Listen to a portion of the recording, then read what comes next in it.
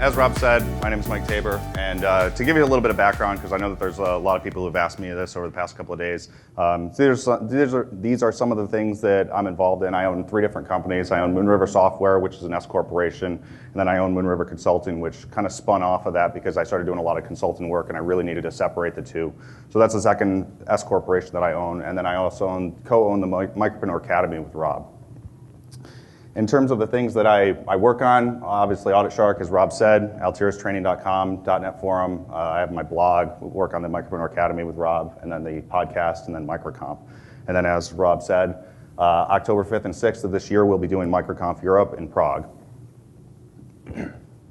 So beyond that, in speaking with a couple of people last night, I realized that I'm also known as something else because I hand out all the drink tickets. So I'm apparently known as the liquor fairy. So I wanted to share this with you. It's not just funny, but in many ways it's true. It really rings true to the things that we go through and we talk about here at MicroConf. But the fact is that a lot of the things that you do and you try, you just have to try and fail at them to figure out whether it's going to work or not. And you go through that process, and sometimes it's painful. It really can be. But the intent here is, of course, to help educate people and help them learn from other people's mistakes so that you don't have to go through them yourself. So I'm going to talk about 3 different things today. The first one I want to talk about is why people buy things. So my presentation is largely geared towards sales. Just a quick show of hands here. How many people actually just sell stuff? Like they're directly involved in sales? Okay. How many people talk to customers? More hands. What about have you ever emailed a customer or just answered a support ticket or fixed a bug for them? Every single one of you who just raised your hand is in some way involved in the sales process. And it's not necessarily obvious at all times, but just by touching a customer in some way, shape, or form, you are involved in the sales process. You do affect them, you do affect what they think, and you also affect the impressions that they have of the things that you're working on. The second thing that I'm going to talk about is why you should stop selling software. And that'll be a little controversial. I'll get into that a little bit more. And then the third thing is the importance of iterating on your sales process. And I have a little, I don't want to call it a skit, but I'll definitely need some volunteers to help me out with that. So, a few caveats on this. First one is that sales is a learned skill. Just like anything else, just like programming, just like learning how to do marketing, it is a skill that you can learn. If you think that you're not good at sales, you're probably wrong. The fact is that it is a learned skill. You can get better at it over time. The second thing is that it is a process. Just much like software development, you have to go through this process. There's a lot of different steps. A lot of people do it in different ways. And there's not necessarily a right way to do sales for any given product. There's a lot of things that you can do wrong, but there's not necessarily hard and fast rules that says you absolutely have to do these steps or it's not going to work. Sales can also be used for good or evil. You can sell things, you can be a very good sales rep and sell some great products to people and they will love them and they will find them valuable. You can also sell some pretty shady things. So obviously take some of this with a grain of salt. Please try to sell stuff that actually improves people's lives. There's a lot of stuff that you can sell that doesn't or in no way, shape, or form makes the world better. And the last thing is that it's never too late to iterate on your sales pitch. Because you can always tweak things, you can always make modifications that will improve it or change the type of audience that you're going to get in touch with, and it will resonate with them. So as your product matures, as you start to grow your market, grow your business, you iterate on your sales pitch because you're appealing to different people. So those are important things to keep in mind. So the first thing I want to talk about is why do people buy things? And there are 6 emotional triggers that people use to buy things. And this is pretty much anything. It doesn't really matter whether it's B2B or B2C type products. But there's 2 different ways that people look at those things. There are things that, let's just take a look at them. The first one is making a decision based on greed. If I make a decision now, if I decide to buy this, I will be rewarded. My kids have got this down pat. So they'll be at the store and it's like, can we get a Skylander? And I swear if I ever get the hands on the guy who created those things, I will murder him. However, they've got this down. They understand that if they ask for it, it might happen. They might be able to get a Skylander. The second one is altruism. Has anyone here heard of Tom's Shoes? Yes? So if you're not familiar with them, basically what they do, you buy shoes from them, and they will take a second set of shoes, and they will donate it to a third world developing country where people don't necessarily have shoes, because shoes tend to be the primary way that people get infected. And then they can't work, they can't do anything, it brings the whole economy down. Basically terrible for everybody. But the big problem with this is that they don't have shoes, so they get all these infections, and lots of bad things happen. But Tom's is really geared towards, promoting people to buy through them and evoking that sense of altruism. The third one is if I make a decision now, I'm going to be seen as smart. How many people here bought their MicroConf ticket within the first 48 hours?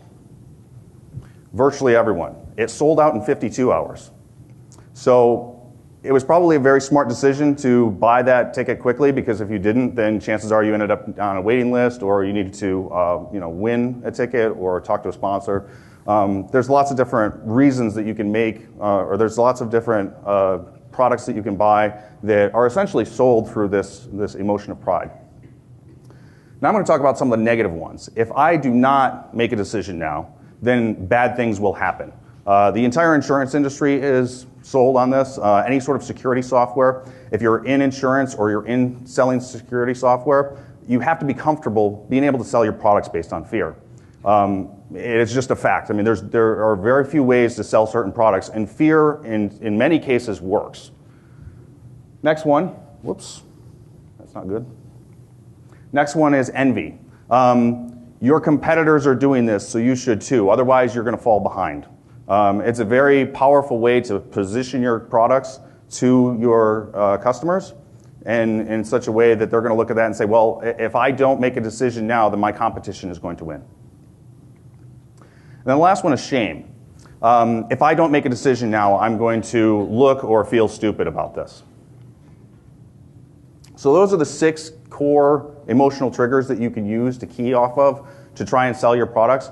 And pretty much every single product falls into at least one of these categories. Now, some of them can be kind of tied together. You can create some opposite effects between them.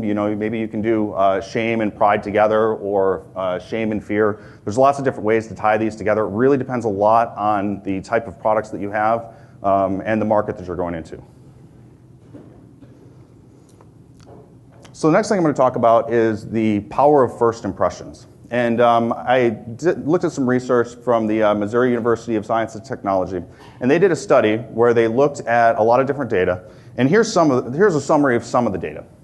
And it shows you that based on different parts of your website, for example, over on the right-hand side, it shows you the approximate amount of time that somebody spends looking at that particular piece of your website. I think the most interesting part of this isn't necessarily that people spend 6 full seconds looking at a search box, but the fact that if you look down here at written content, it's 5.5 seconds. They spend more time looking at your navigation and your logo than they do on anything that you've written on your website. That's kind of scary. The reason that's scary, which kind of leads into the next piece, is that they also found as part of this study that when somebody brings up a website, within 0.2 of a second, they come up with a first impression that will be reinforced within 2.6 seconds by something else that they find on the page. So what happens is their brain makes this very split decision that says, I have this impression of your website, and then their eyes will look on your website for something that it will eventually find and reinforce that decision.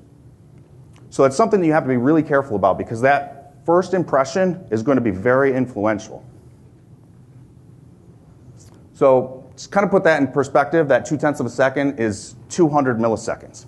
What happens if your website doesn't load for 3 seconds? I think Josh Kaufman had mentioned yesterday that people who were looking at Visual Studio, all they did was they put in a 30-second delay in the start time, and they swore up and down that product performed slower for the rest of the time. And statistically, that's just not possible, because they made it so that just couldn't happen. But that first impression was reinforced, and they just thought about it, and it carried on with them.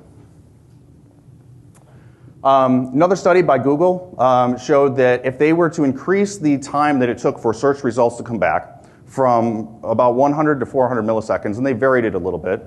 What would happen is that people would perform fewer searches, and this was measurable. They did it over millions and millions of searches. I have some, when these slides go public, you guys can take a look at some of the research behind it.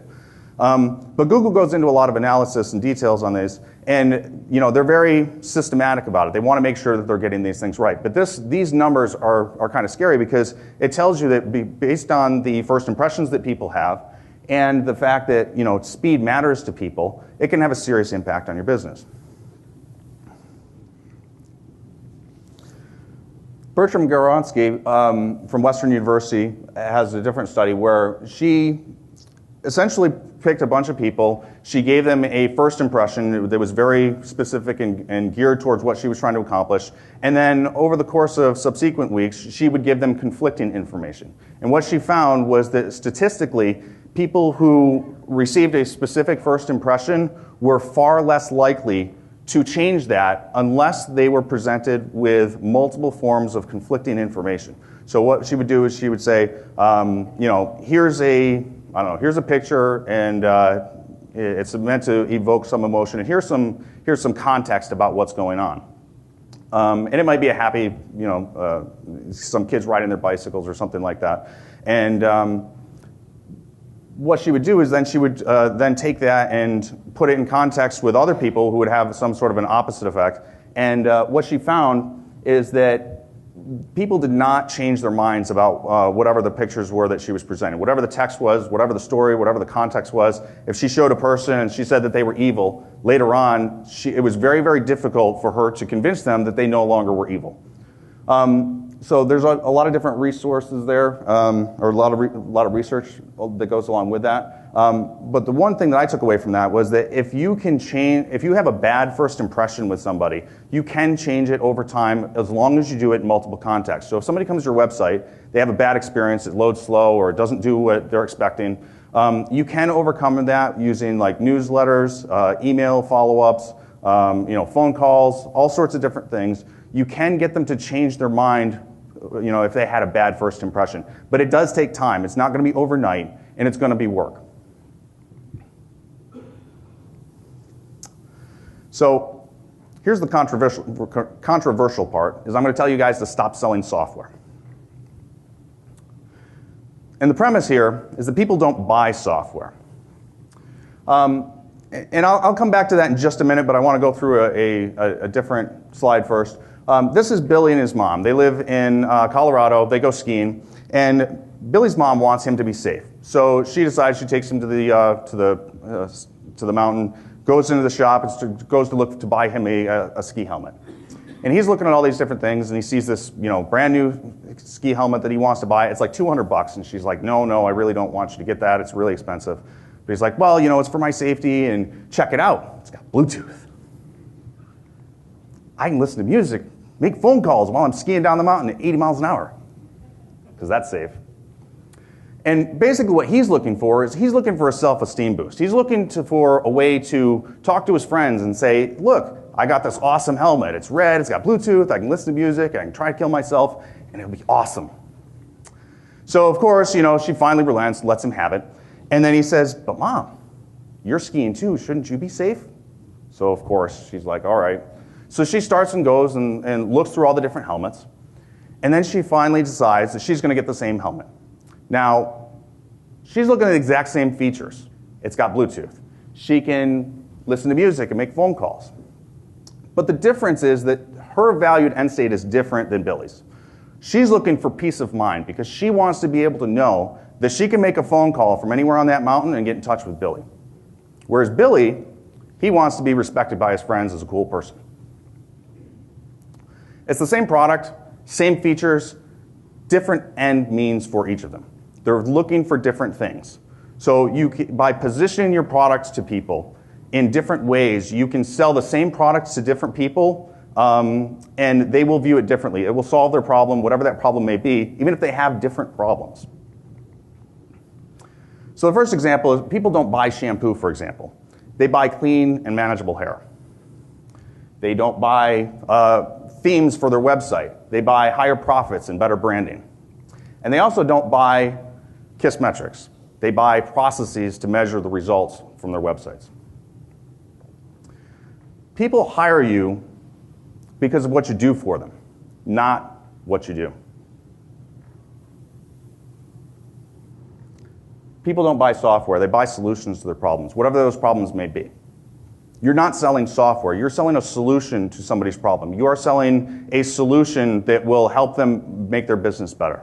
You're selling a solution that will help them analyze their business processes and execute on them better. You will help them reach those emotional states where they will be able to get better profits, better branding, reinforce those senses of greed that I think we all have because we want to have successful businesses. We want to be successful.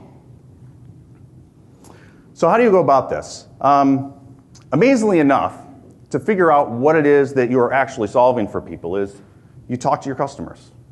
I don't know who thought of that. But in talking to your customers, it really creates two different problems. And the first one is too much information, and the second one is not enough.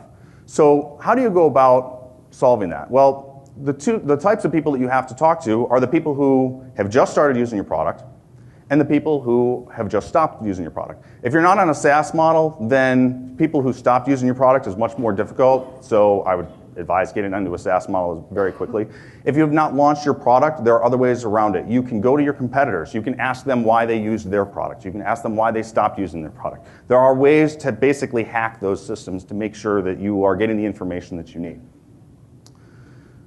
Now notice the people you're not talking to. You're not talking to the people who've used your product since Britney Spears was popular because quite frankly, they're about as relevant. They're not going to give you any information that you need. They're not going to tell you the stuff that you need to know in order to grow because they purchased your software when you were in a different place. After 6 months, a year, 3 years, if they've been using your software for that long, they purchased for completely different reasons that you're probably not focused on anymore because you were at a different point in your business at that point. So the single most important question that you need to answer is what job does your product do? What does it do for the customer? What problem is it solving for them? Has anyone heard of Clayton Christensen? Okay, a bunch of them. He's a Harvard professor. He spoke at the Business of Software about 2 or 3 years ago. And he gave an example of essentially a mechanism, or I guess it was a case study where there was a fast food restaurant who wanted to sell milkshakes, and they wanted to sell more milkshakes because they have high margins on it, and they want to be able to, drive those milkshake sales. So what they did was they did what everybody else would do, and they brought in a bunch of people who were buying their milkshakes, and they said, well, why do you buy our milkshakes? And they said, well, this is why. And they said, well, how can we make our milkshakes better? Well, add more chocolate, take out some chocolate, make more flavors, do this, do that, all these different things to make this product better. So, of course, the fast food chain goes back and does all these things, throw it out there, no effect in sales. And they do it again, and they do it again. So, of course, a big company does what any company does at that point, and they bring in consultants. And the consultant comes in and says, okay, well, let me take a look at your data, figure out what it is that people are buying, when they're buying it. And he found that 50% of their milkshake sales were before noon, which is kind of bizarre. I mean, you figure most people are up between this 18-hour window between 6 and midnight, but 50% of their sales were before noon. He's like, that's interesting.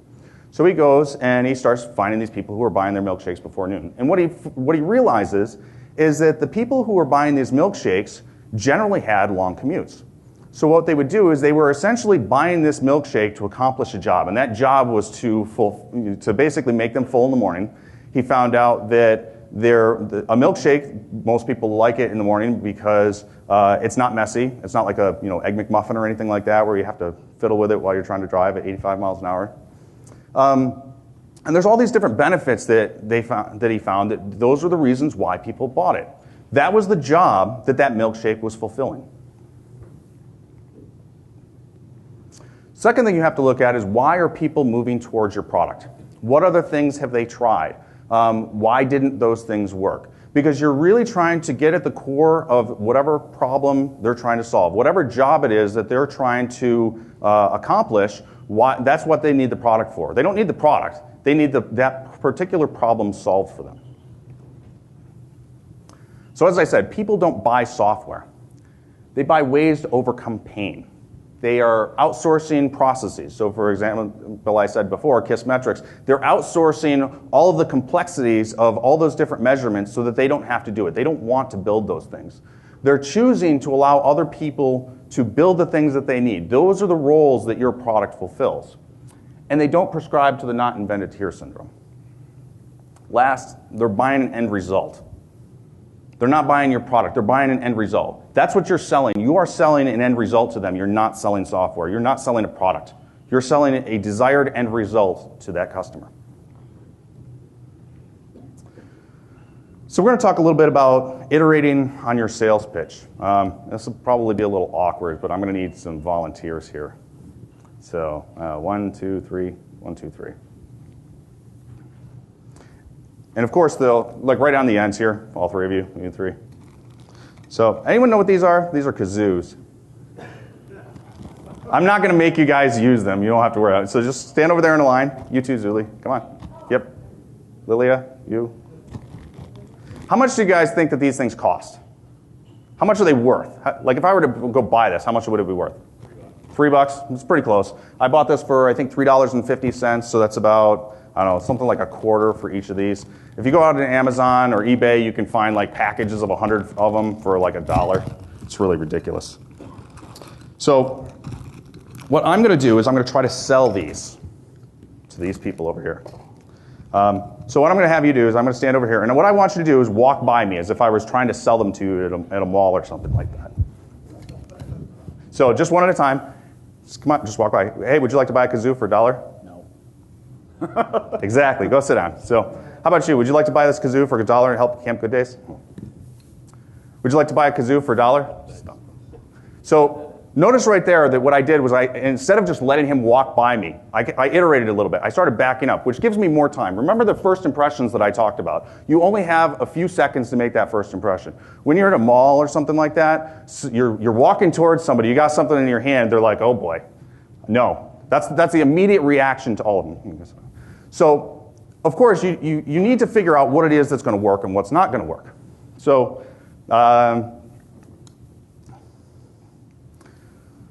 why don't you, yeah, go ahead and walk to me. Would you like to help little kids with cancer? Buy a kazoo for $1. I guess I have to say yes in front of all these people. So the thing is, I guess you guys could probably sit down at this point, but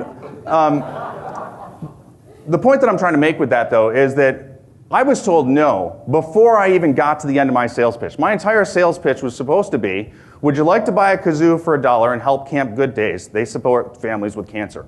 And of course, that's not going to work very well. The problem is that it's too long. Nobody is going to sit around and pay attention to that. So it was a while ago, but I helped an organization called Camp Good Days, which, as I said, they have this thing called Kazoo Fest. And essentially what it is they get a bunch of volunteers to help them in a mall, and they have the volunteers go around and sell these kazoos. And you're supposed to sell these kazoos for $1, which are, yeah, terrible. I mean, there's a lot of problems with this thing. So let's just look at them. I mean, we've already basically said that this thing's worthless.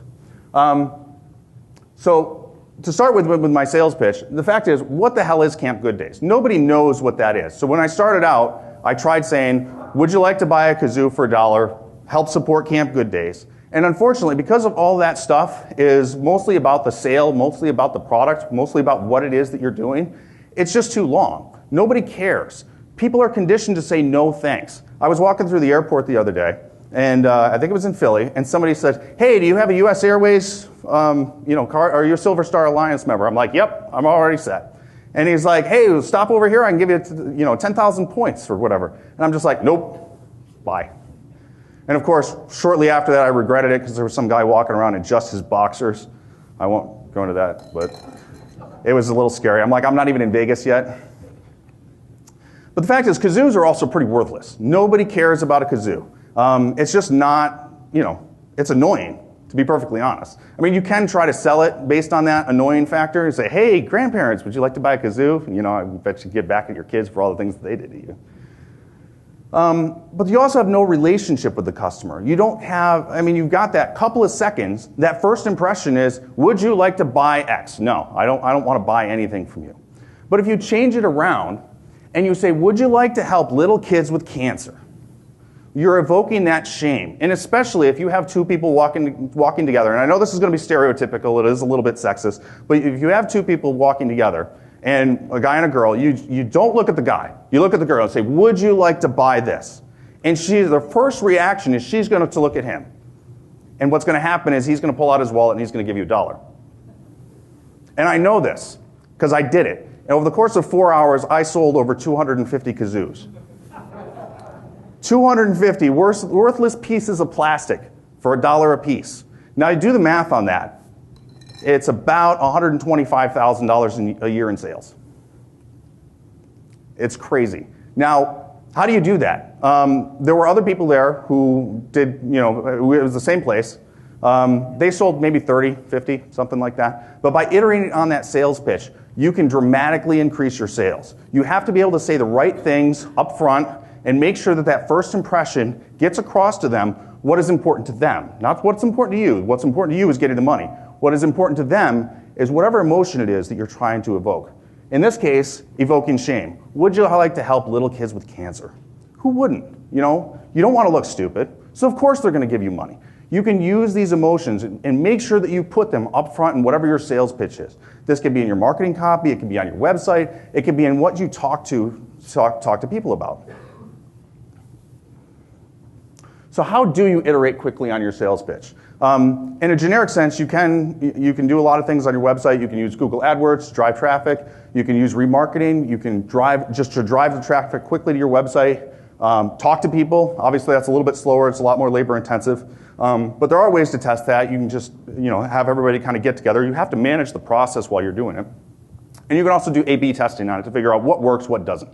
Now, when you're talking to people and trying to do A/B testing, it is far more labor intensive, but it can be done.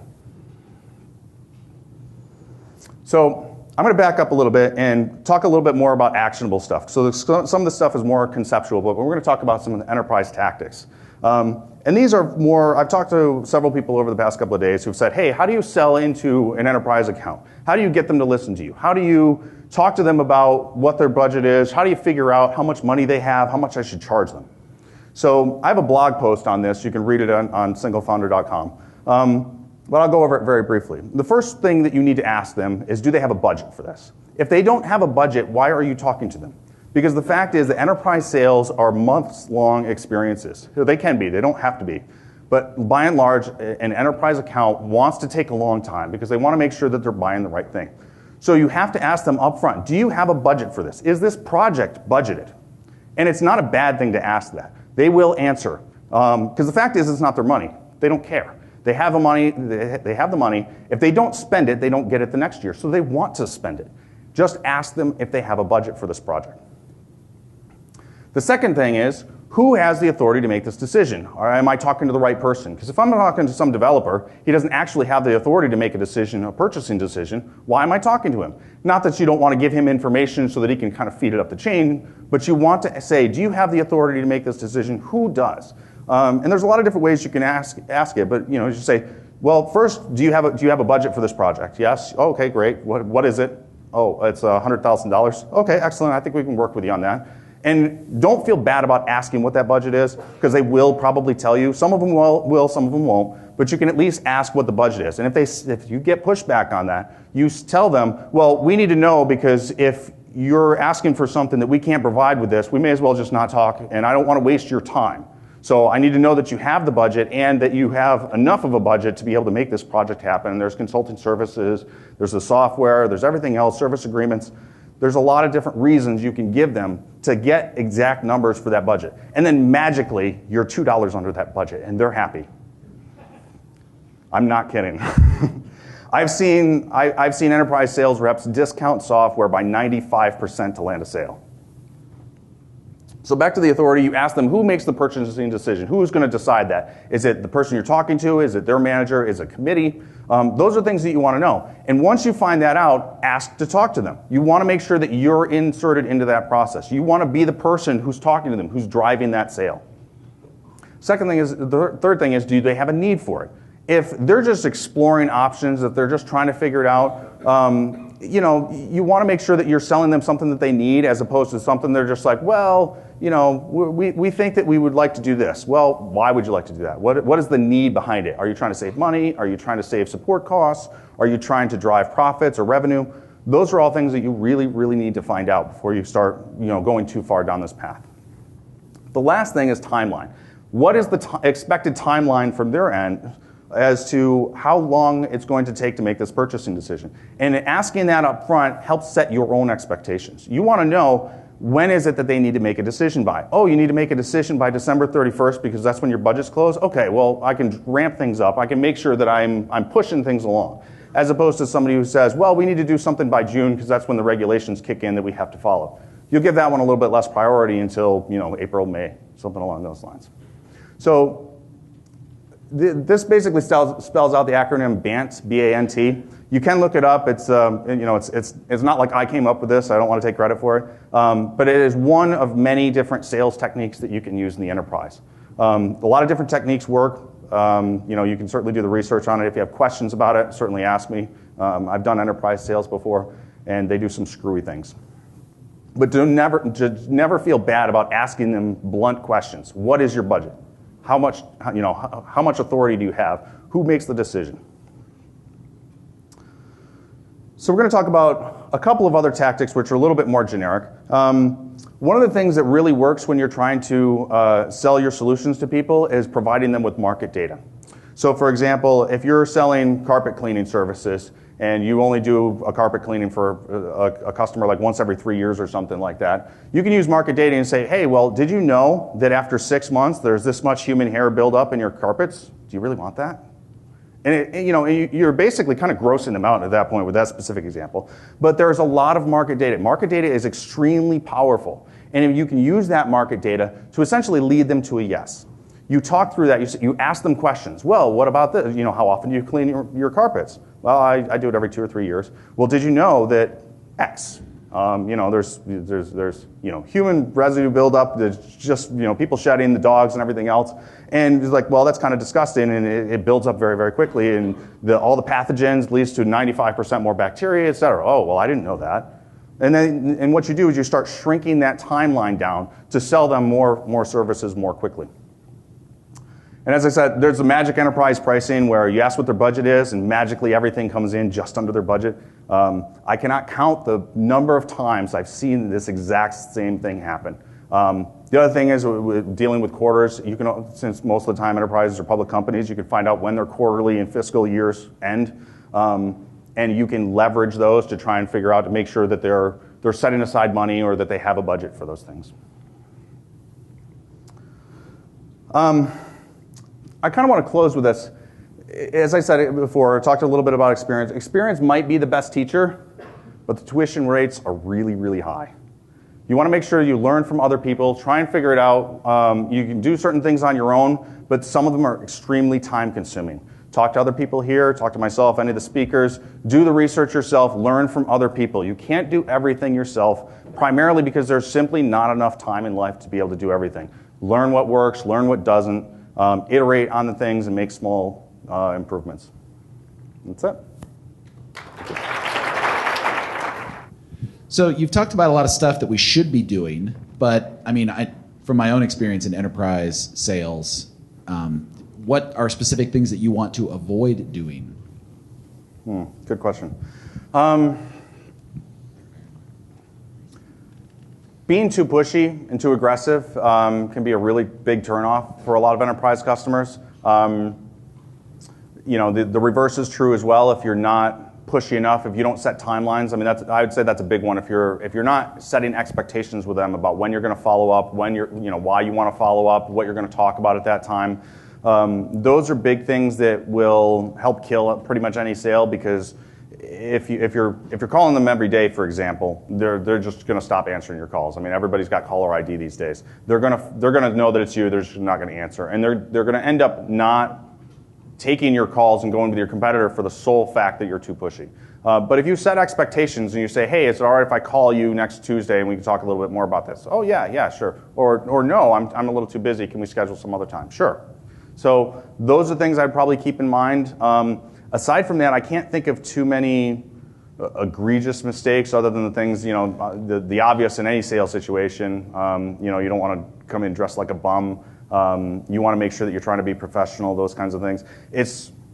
If you have a product that people want, it can be hard to screw up the sale. The other thing you want to ask for is whether or not they are looking at competing products, so that you know how to present yourself, you know how to pitch it to them, and definitely ask why they need it, because all of your sales presentations should be geared around addressing the need that they have versus what your product does.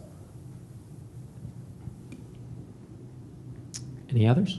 Over here. Oh, thank you. Can you pass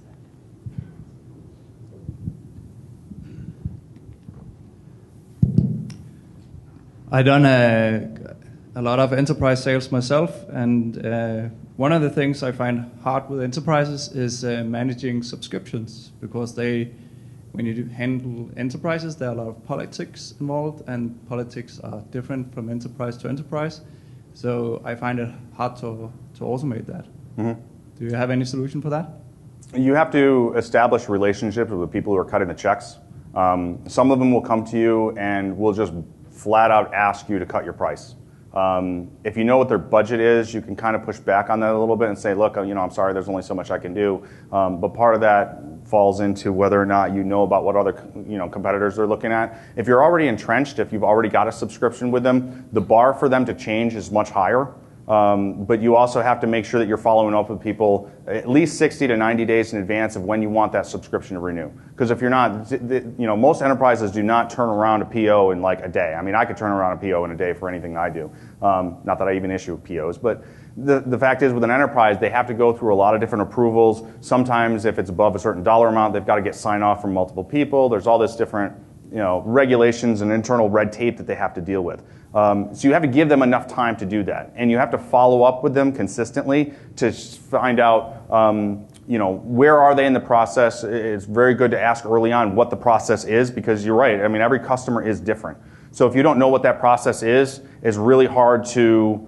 You're basically working with a black hole. So, maybe it's 3 steps in, but how many steps are there? I mean, there might be 10 or 15. If you don't ask the questions, you don't know. You can say, well, after you get done with this, then what happens? Where does it go? And you can find out a lot more about the internal sales process within that company. And if you can do that with an enterprise account, you can tend to sell them more stuff because you know what the process is. And you can use that as an upsell for you versus some competitor selling a different solution, because you already know what that process is. You already know the different people to talk to help push that process through for your product versus somebody else's.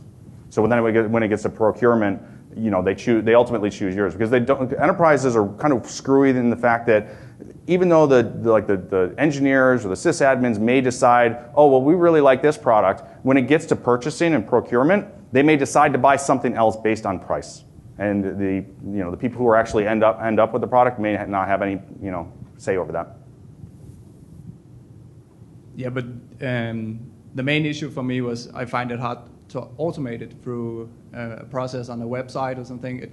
It always returns to a manual follow-up with the emails. Yeah, it depends on the dollar amount. I can't give a specific thing for that. I mean, if it's small amounts, I mean, I've worked with some enterprises where they're like, yeah, we don't do $100 on a credit card every month. You just have to give us an annual invoice. And then you have to follow up with them every year to try and get that thing done, because it is kind of a pain. I don't have any good advice for automating that, because as you said, every company is different, and you have to work with them to try and figure out what their processes are, document them internally, and say this is how we need to have people follow up on those people. All right, we have time for one more question. In the back there. Right there, yeah.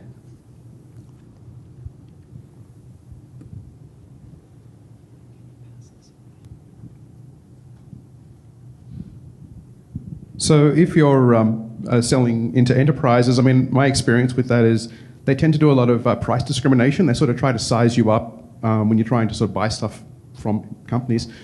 Would you still put up like a pricing page with pricing on there, or do you tend to just sort of have a call me type thing if you're primarily selling into enterprises? If you're primarily selling into enterprises, then almost by definition, you're avoiding the small, medium businesses who would just buy things off your website. And in that case, you have a sales force, you have a lead generation process, you have people who are doing cold calls and emails and using Hoover's subscriptions to try and get into those accounts. You may be leveraging partnerships with other software companies or vendors who already have their relationships. In the US, there are, I think, 4 main software distributors that you can deal with, and they basically sell for all of the, I'll say, the more enterprisey type companies like Microsoft and Symantec. So like, for example, you don't typically buy software from Symantec. You don't buy it from McAfee or Microsoft directly. And if you do, you pay MSRP for it. And nobody wants to do that, so that's why they go through a reseller, and the reseller buys it from the distributor who then buys it from them. So there's like 2 or 3 different levels there. But it makes it difficult when you're trying to target just the enterprise. I mean, if you are truly going after the enterprise market, I would say I wouldn't publish pricing because then it could be used against you. I've seen a lot of accounts, like one of the things that I see in enterprise sales is every customer tends to pay something different for the exact same product. So even though there are internal pricing and there's an MSRP for it, every customer pays something different, and that's, as I said, that's the magic pricing piece of enterprise sales. And nobody knows what each person pays. So when you're working with small businesses, it's a lot easier to just post a price and it's like, oh, well, everyone pays that, it's fair. But when you get into the enterprise space, because everyone pays a different price, that's part of why the sales process is longer, because they're like, well, is this a fair deal? Is it, is it in the budget? How much is it going to cost? What sort of ROI are we getting? Those sorts of factors come in and they extend the sales process. But the fact is, then you get into situations where there's if your product grows enough, you get user groups and they tell each other how much they pay. And then you have one, I've seen it happen where a customer's like, oh yeah, I only paid $5 per machine, and another one's like, I paid 40. And it's like, then you've got a problem, because then you're immediately, as I said, that first impression is very, very quickly overcome. They may have used to think the world of you, and now they find out that you're ripping them off by charging them 40, you only charge somebody else 5. So you have to be a little bit careful about that kind of stuff.